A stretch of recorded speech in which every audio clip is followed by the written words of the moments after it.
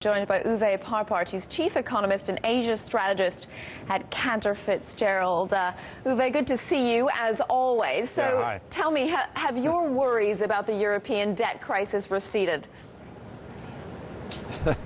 Not really. I mean, like this Portuguese gentleman right now, I wish it were the case that this would go away by itself. But, clearly it will not. The first thing you might want to look at is the Euribor, the 3-month euro-denominated LIBOR rate, which has shot up recently again to near 1%.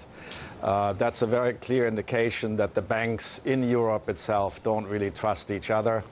And, of course, they have very good reasons for that, because very clearly, whether it's the Irish banks or the Spanish banks, or even some of the banks in Italy, we can never be quite sure what's on their balance sheets and what's going to come next. So this is a very big issue. It's not just a sovereign crisis, it's a banking crisis. And to my mind, without a significant debt restructuring, this will not work.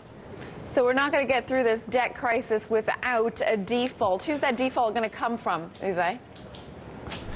Well, I think right now the biggest candidates for that are Greece and Ireland. I think that we have a very serious situation in Greece where they have now asked for, postponement of the repayment that we're due right now. They have also said that their revenue targets are not being met.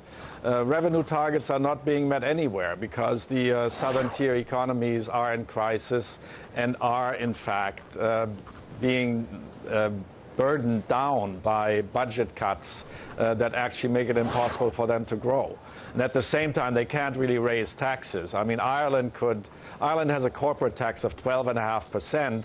The European average is above 20, so they could raise taxes, but that would drive business out of Ireland. Any way you look at it, this is not a pretty situation. And without this restructuring in Greece in particular, I don't see this being able to, Greece able to pull through. Now, Uwe, the other big story of the moment, of course, is currencies, and we've seen the euro rise significantly against the dollar. How's this going to impact the prospects for the Eurozone?